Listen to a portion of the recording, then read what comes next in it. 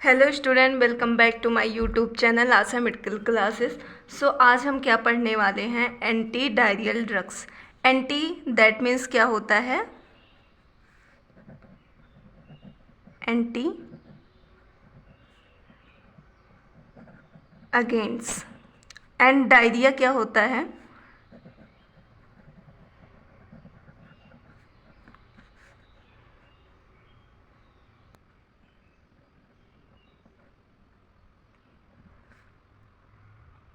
Stool frequency and consistency due to increase peristaltic movement 3 to 4 elimination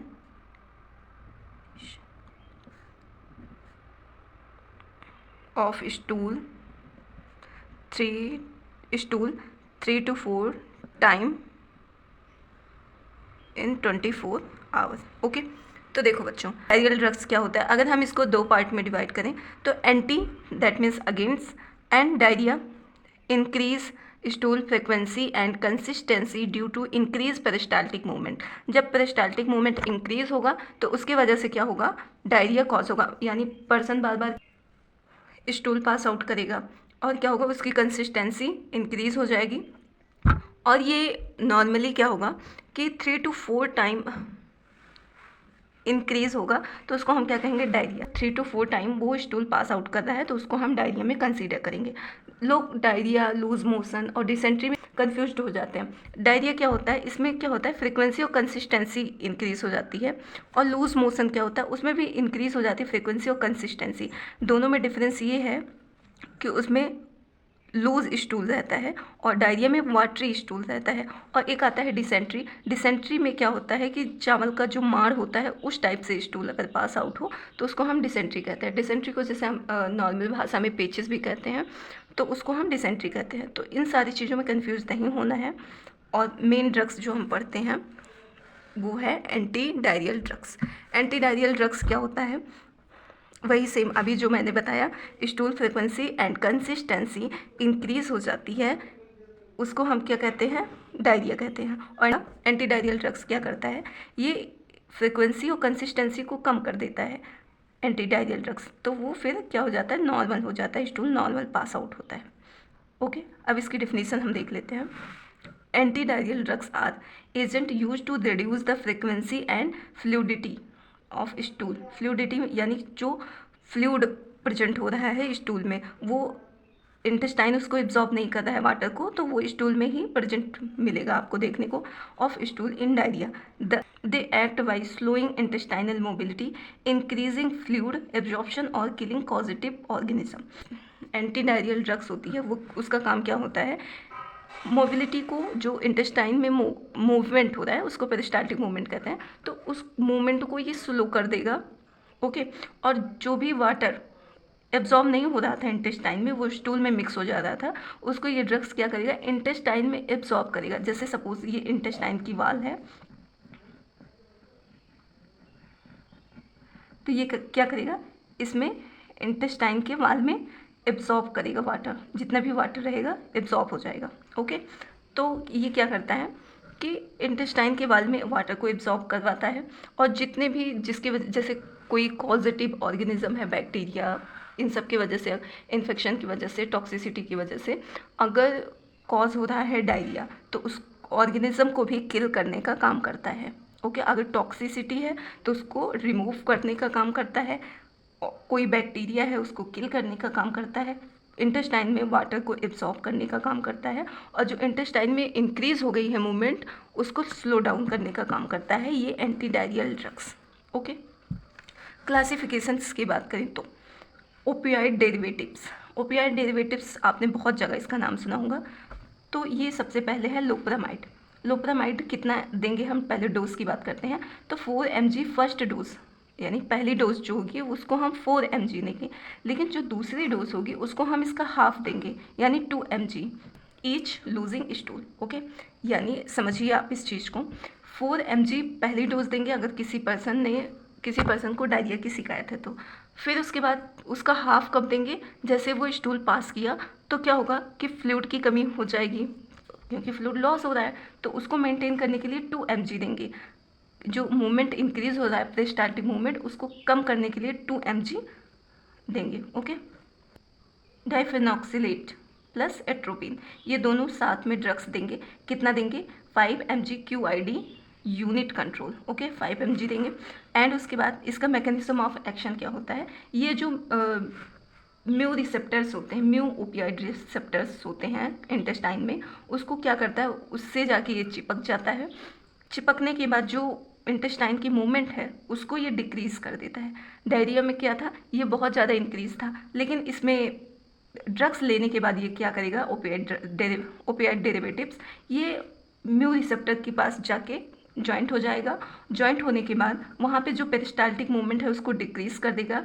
decrease करने के बाद increase कर देगा transit time, increase fluid absorption. Okay, यानी stool intestine में स्टोर होने का टाइम इंक्रीज कर देगा। जब स्टूल इंटेस्टाइन में रहेगा तो उसमें से जो वाटर कंटेंट है उसको, इलेक्ट्रोलाइट्स वाटर जो है उसको इंटेस्टाइन एब्जॉर्ब कर लेगा। तो एब्जॉर्ब जब कर लेगा तो स्टूल नॉर्मल हो जाएगा, नॉर्मल पास आउट होगा। जो उसकी फ्रीक्वेंसी कंसिस्टेंसी इंक्रीज थी स्टूल की वो डिक्रीज होना स्टार्ट हो जाएगी। ओके, तो इसका ओपियाइड डेरिवेटिव्स का यही काम होता है कि म्यू रिसेप्टर से जाके बाइंड हो और जो इंटेस्टाइन का मूवमेंट है, पेरिस्टाल्टिक मूवमेंट है, उसको कम करे और जो फ्लूइड एब्जॉर्प्शन टाइम है उसको इंक्रीज करे, जिसकी वजह से स्टूल नॉर्मल पास आउट हो। ओके, अब इसमें हम देखते हैं कि रोल ऑफ नर्स क्या होता है। अगर हम इसके साथ पढ़ेंगे तो थोड़ा इजी होगा कि हर ड्रग्स में नर्सेस का क्या रोल होता है। तो वैसे ही रोल ऑफ नर्स क्या होगा, do not give in bacterial diarrhoea with fever plus blood. Okay, अगर किसी को बैक्टीरियल डायरिया है, बैक्टीरिया, अगर आप देखो डायरिया कई टाइप का होता है, osmotic diarrhoea, bacterial diarrhoea, okay, बहुत सारे टाइप का होता है। तो अगर आपको डायरिया पे नोट्स चाहिए तो आप कमेंट कर दीजिएगा, मैं उस पर एक फुल वीडियो बना दूंगी। क्योंकि अगर आपको एंटी डायरियल ड्रग समझना है, डायरिया के टाइप्स को भी समझना होगा, क्योंकि बहुत सारे टाइप के डायरिया होते हैं। तो आपको ये जानना होगा कि कौन से डायरिया में कौन सी ड्रग्स दी जाती है। जब तक आपको ये नहीं पता होगा कि डायरिया कितने टाइप का होता है तब तक आप ये नहीं जानोगे। ओके, तो बैक्टीरियल डायरिया, अगर किसी को बैक्टीरिया की वजह से डायरिया कॉज हो रहा है तो उस कंडीशन में ओपियाइड डेरिवेटिव्स नहीं दिया जाता, कॉन्ट्रा इंडिकेट होता है। अगर साथ ही उसको फीवर है, ऑब्वियस सी बात है कि अगर बैक्टीरियल इन्फेक्शन है शरीर में, बॉडी में, तो पर्सन को फीवर आएगा ही। अगर साथ ही स्टूल पास आउट अगर कर रहा है पर्सन, उस स्टूल में ब्लड आ रहा है, तब भी हम नहीं देंगे ओपियाइड डेरिवेटिव्स। ओके, नेक्स्ट है watch for abdominal distension. Okay, nurse को क्या देखना है, अगर उन्होंने ड्रग्स दिया, लोप्रामाइड सपोज दैट नर्स ने दिया, तो क्या देखना है टाइम टू टाइम कि एब्डोमिनल डिस्टेंशन तो नहीं हो रहा, यानी जो ब्लॉटिंग होती है वो तो नहीं हो रहा, कॉन्स्टिपेशन वगैरह ये सब कॉज तो नहीं हो रहा है। ये सारा चीज़ें उनको देखना है नर्स को। ओके, ऐसा नहीं है कि आपने ड्रग्स दे दिया तो आपसे कोई मतलब नहीं है। आपको वहाँ पे टाइम टू टाइम सारी चीज़ें नोट करनी है कि एलर्जी तो नहीं हो रहा पेशेंट को इस ड्रग्स की वजह से, कॉन्स्टिपेशन नहीं कॉज हो रहा है, नहीं तो हमने दिया डायरिया को ट्रीट करने के लिए और कॉन्स्टिपेशन हो गया पेशेंट को। ऐसा नहीं करना है। ओके, खड़े होके वहाँ क्या करना है, देखना है एब्डोमिनल डिस्टेंशन के लिए। ओके, नेक्स्ट है maximum 16 gram per day for loperamide adult. Okay, 60 mg per day, यानी 16 mg से ज़्यादा नहीं देना है एडल्ट को एक दिन के अंदर।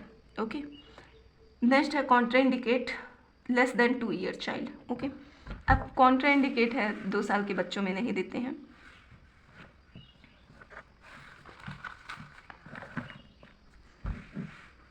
नेक्स्ट है एब्जॉर्बेंट।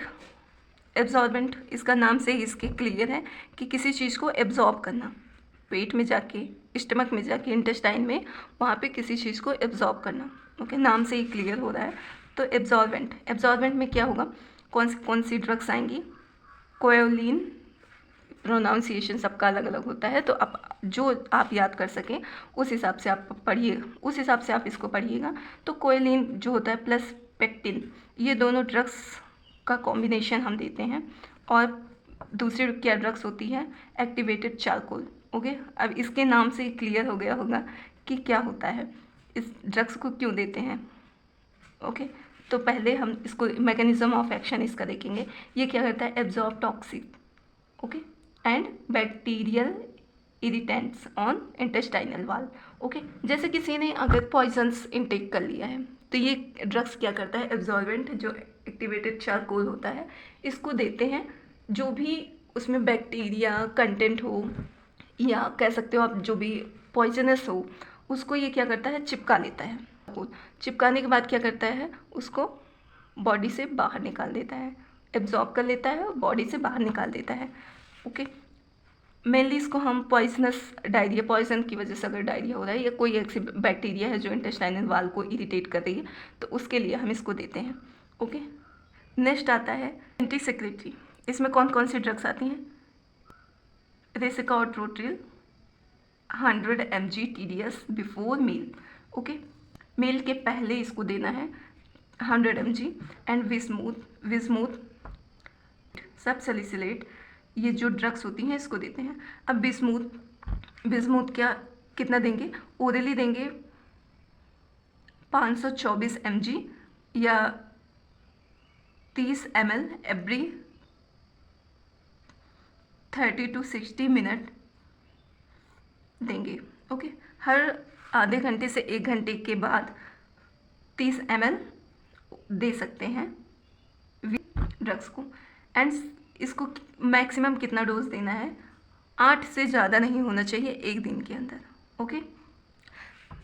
मैकेनिज्म ऑफ एक्शन की बात करें तो रेस्कार्डोट्रिल इनहिबिट इनकेफेलाइज रिसेप्टर को इनहिबिट करता है, जिसकी वजह से डिक्रीज हो जाता है intestinal secretion, okay.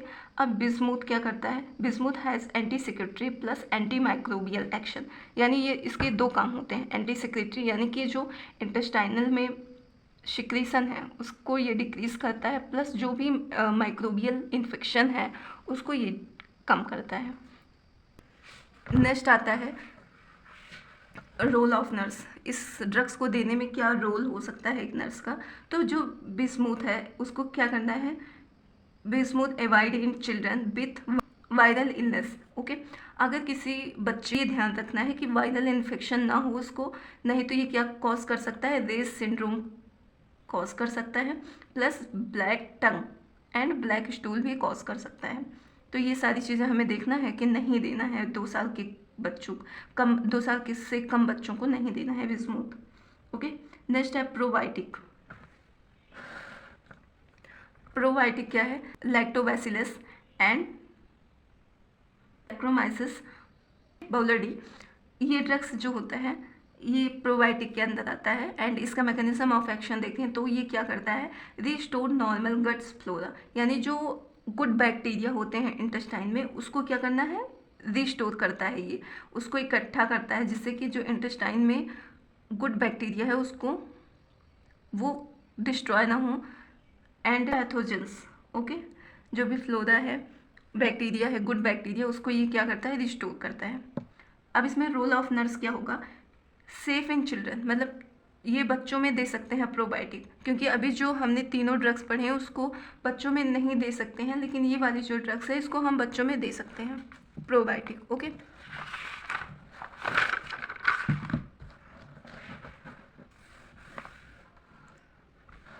And give after antibiotic.